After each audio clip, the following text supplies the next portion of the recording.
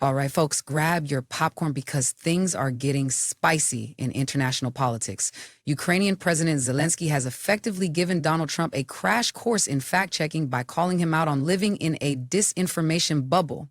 Echo, are you as intrigued as I am? Oh, absolutely, Arya. This whole scenario reads like an international drama. Trump claims Ukraine was to blame for the conflict, and Zelensky swiftly shuts it down, armed with statistics and the kind of reality check we've come to expect from world leaders dealing with conspiracy theories. Indeed, Echo.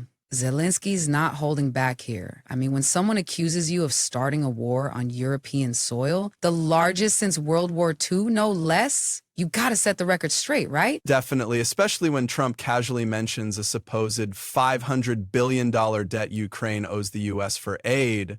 Zelensky countered that claim with some hard numbers, stating that only $60 billion of that figure is actually attributed to U.S. support. It's a notable disparity. Right. And apparently, Trump also lamented that Ukraine was whining about not having a seat in the U.S. Russia talks in Saudi Arabia. Or, as Trump put it, you've been there for 3 years. You should have never started it. Because, of course, suggesting Kyiv should have made a deal isn't missing the point entirely or anything. It's almost as if skipping historical context is a hallmark of political fencing these days, Arya.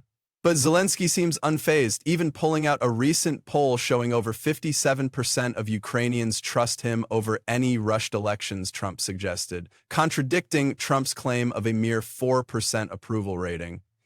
It's classic diversion tactics, Echo. Focus on shaky numbers and maybe you'll sidestep the ground truths. But really, what does all this say about the larger conversation around international diplomacy and the narratives being spun by global leaders? It's a matrix of misinformation. Distraction can be a powerful tool in politics, but in scenarios like this, transparency and accountability stand as the antidote. People like Zelensky proving that just by referencing concrete data, it's almost as if truth has become a new superpower in these chaotic times. Call me a realist, Echo, but perhaps the lesson here is less